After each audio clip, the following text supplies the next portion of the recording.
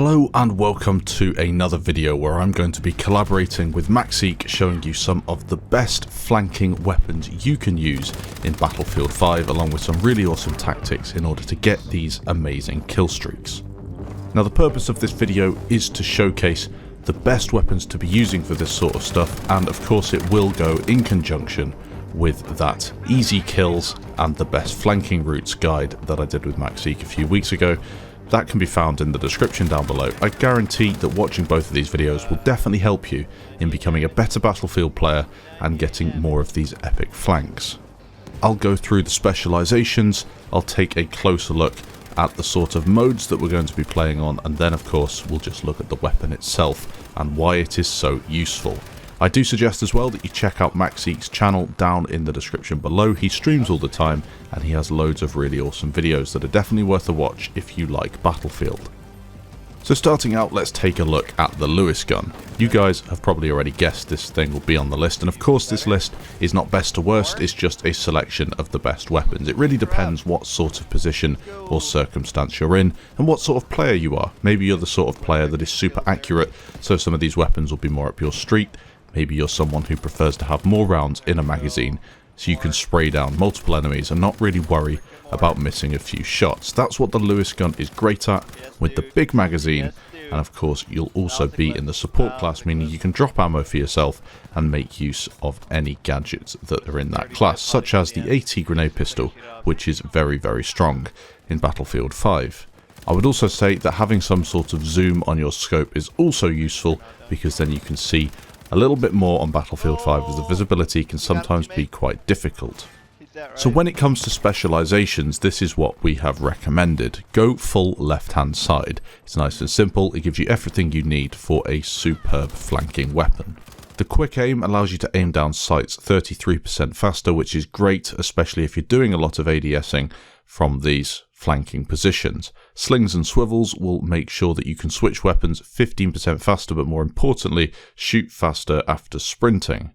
The reason that you need to pick slings and swivels, however, is so you can gain access to the extended magazine, which really helps you as you need those extra rounds to take out multiple enemy players. And then finally, we suggest going for the recoil buffer because you get less vertical recoil. That might be better on console than PC because vertical recoil isn't so difficult to control, but either way, it's nice to have less of it. Moving on, we have a really obvious choice in this video. It's the Tommy gun. This thing is an absolute beast, and anyone who's used it with the 50 round magazine will be able to tell you that there's very little that it does wrong. It's incredibly good at hip firing CQB, it's also great at ADSing at that mid-range, and if you put a bit of a zoomed scope on it, you can take out enemies at mid-range without too much trouble whatsoever. The horizontal recoil can be a bit of a handful from time to time, but I'd say that it's one of the easiest weapons to use in the game, and if you've got yourself a flank like Maxeek has here on Narvik Bravo flag, you're going to be in luck. You've got to make sure that you're playing on the right mode, and grind is one of the best for doing this until DICE removed it, but it may come back in the future. I suspect it will. You can also just be playing grand operations on this same position, or even conquest, and get yourself some good flanks that way. So what do we suggest going for in terms of specializations? This one's slightly different. We're starting out top left with slings and swivels, again giving you that ability to fire sooner after sprinting, which is great if you're on the move. Moving over to the right hand side, we have to pick the ported barrel to get the less horizontal recoil, which is a good option anyway, but the reason we're doing that is so you can get access to this extended magazine, equip the extended magazine, meaning you can have a whole lot more rounds, 50 rounds in total, which is great for spraying down multiple enemy players. Finally, we go for the recoil buffer, and the reason that we go for the recoil buffer over the hipfire buff is because it's really important to make sure that you have as little recoil as possible on a flank, so you've got less to think about and you're going straight for enemy after enemy. Now for an assault weapon that many of you wouldn't expect to see on this list. Maybe you would, but me certainly, when I was talking to Maxeek, it wasn't one that came into my mind, but he says it's one of the best weapons you can use for flanking, and I can see why. The large magazine and the fact that it is very methodical, not the fastest firing, but you're just consistently doing damage downrange. If you're in a position like this, you can just take out so many enemy players. So this is one that you really need to be thinking about using if you found yourself a strong position against the enemy players. This is a great example of it. Shooting towards the enemies on Devastation of Rotterdam on a game of Grand Operations. Unfortunately, he does get taken down, but a load of kills racked up. You can see he's dominating on the scoreboard. It's a nice alternative to some of the other automatic weapons that we've been through so far. The trick is, though, setting it up correctly, and we'll go through those specializations now. So again, it's fairly simple at the start. We're going for quick aim with this one because that is the best of the two, I believe, at the start. And then we move on to the left-hand side for the next two with the recoil buffer, giving you less vertical recoil, and then the fire rate increase, which can be very useful again for trying to take out enemies with this weapon because it is a little slow, the fire rate. So just getting that boost is quite useful. And then finally, we go for the improved accuracy in aimed fire when stationary. As I said, this is the sort of weapon you want to be using when you have a strong position over the enemy team, so you'll be standing still anyway. It's not a run and gun sort of flanking weapon. It's one where you find a position. This is why barrel bedding is a great choice. Moving on, we have the GEWEHR 1.5, again in the assault class, and you have to remember when using the assault class weapons, you want to make use of the really strong gadgets in the class. That's not saying that it's not strong without the gadgets. The GEWEHR 1.5 is a great weapon, not as good as the M1A1 in my opinion, but for this one we're looking at simply good weapons for flanking, and the fact it has a lot of rounds in the magazine, and the fact that it is just a pretty good all-round weapon makes it a solid choice for anyone looking to use it. It's also incredibly easy to use. The ease of use of this weapon is very high, so that's probably another reason why you should be taking a look at it. Running with the Pia is probably my best option because it does a lot of damage. It can smash its way through fortifications and doorways and just anything that's in the way, doing lots of splash damage. Pretty good against vehicles as well. You master the drop and you're going to be an absolute beast with it. So far so good for Maxik. He's got himself a load of kills and he's going to continue on this rampage. Again, it's one of these weapons where you want to find yourself a position and almost hold it down. You're not going to be run and gunning as you often do with the Tommy gun, for example, or maybe the Lewis gun that we saw earlier. This is more of a weapon to hold a position down, and whilst you are flanking with it, you don't want to really be using the hip fire as we just saw there. It's more of an ADS and take advantage of the range sort of weapon. That means you want a zoomed scope as well. That's up to you really, what you prefer. Take a look at the customization menu and pick a scope that suits your sort of playstyle. And for the maps, it works for most maps, but of course you want to be benefiting from the range, so just monitor your engagement ranges when using this weapon. To keep it nice and simple, the specializations are full right hand side, starting with quick aim, moving on to the light and stock, the custom stock, and then the recoil buffer, reducing as much of this recoil and any sort of accuracy problems you'd have and making it very effective when you're standing still ADSing and firing. You also get that benefit of moving quicker when ADSing as well. Now onto the scout class and the Lee Enfield. A bit of an odd one as we're looking at a sniper rifle for flanking, but some people do prefer to run in the scout class and therefore they want to know what weapon is best for these sort of flanks. And I would say that the Lee Enfield is a very solid choice. You get 10 rounds in a magazine. It's pretty good at just demolishing enemies like this, but I think the main thing is making sure that you're on the best sort of flank. Having grind back in the game would make this a really solid choice. As of now, I'm not really too sure what you'd really be using it on, probably focusing on Grand Operations. Again, the throwing knives are a must when you're using the scout class, just because of the amount of damage they can do and the amount of punishment the enemies can take without really knowing what's happening because they're silent. As for the specializations, we're going for the quick aim, then we're going for the slings and swivels to get that 15% faster switching weapons and shooting sooner after sprinting, the machined bolt allowing for a higher rate of fire, and then finally the variable zeroing allowing for the change of zeroing for long range sniping. That's purely because I think Maxik didn't want to be running the bayonet, but the bayonet might also be a good choice if you're looking to get a bit closer to enemy players. The bayonet is quite a good get out of jail free. Now onto a weapon that is really good at flanking, the M1922 MG. This thing is an absolute laser beam. Hip firing and a bit of that ADS hip firing will prove very good in CQB conditions like this, and then what it's exceptional at is going into the bipod mode and just ripping through the enemies. As you can see here, again, it's really important you get the right position because you're not going to be moving at this point. You're going to be prone, you're going to be in a position where you can't exactly dive out of the way of bullets or incoming fire. So your positioning is incredibly important, but the weapon itself has a whole load of rounds in the massive magazine, and well, there you go.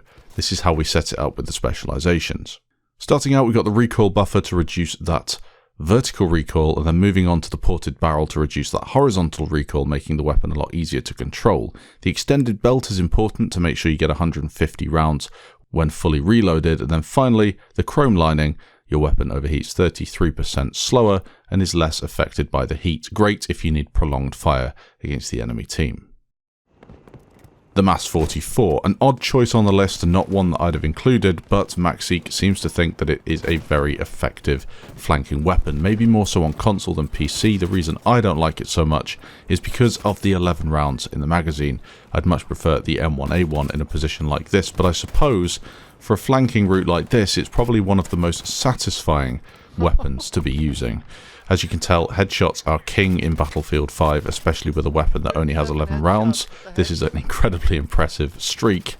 And the MAS 44, although not the best weapon in the assault class by any stretch of the imagination, is a fun one to use.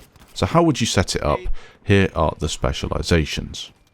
Full left-hand side, we start with quick aim, and then we move on to the enhanced grips, which makes hipfire more accurate, making the weapon a little more usable in CQB. But the important thing is that you go for the detachable magazines, which you have to have if you're on this left-hand side, allowing you to reload more quickly. Finally, we've got the recoil buffer to have less vertical recoil, making it a far easier weapon to use and easier to get those follow-up headshots. Now we're moving on to the MP40 in the medic class, a solid choice for all-round gameplay and also a really decent weapon for these hip-fire back rages. 30-something rounds is a great way to start things off, and the hip-fire is super effective with the MP40. A map like Rotterdam where you're on the bridge, in the trains, everyone's really close together. The MP40 is one of the best weapons you can use in the game. There's virtually no recoil with this weapon as well.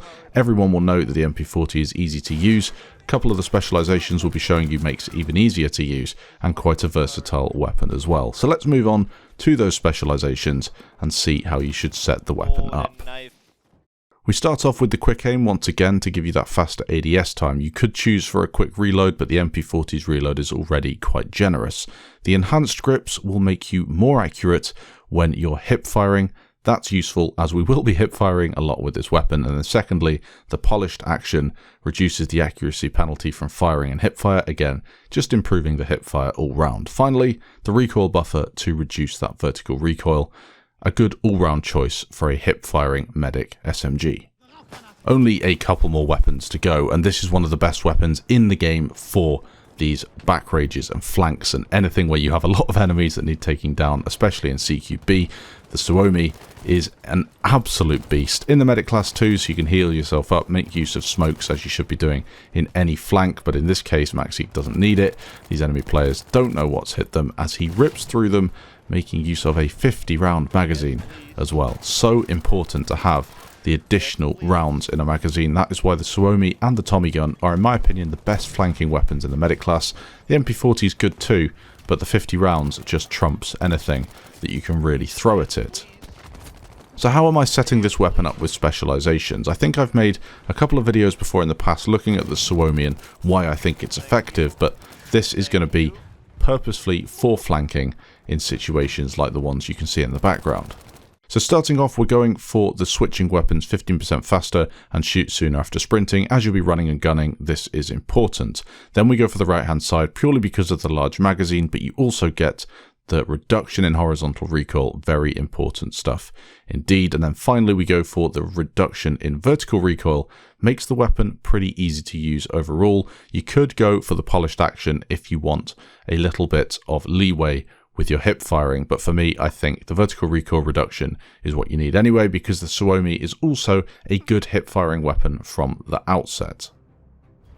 We couldn't do a flanking video without including a shotgun. It means we've covered all the bases, and everybody who likes using different weapons should be catered for in this video. The 12G automatic, although I don't really love shotguns in the game, I can say that it is a fantastic weapon to use if there's an enemy right in front of your face. There's probably no other weapon better at mushing somebody or a whole load of enemies in quick succession than the 12G automatic. Now the important thing is to make sure you've got it set up in the right way with the specializations, and also to be running, in my opinion, the revolver, so you can quickly switch it out and almost continue your rampage with a 2-shot body shot or a 1-shot headshot.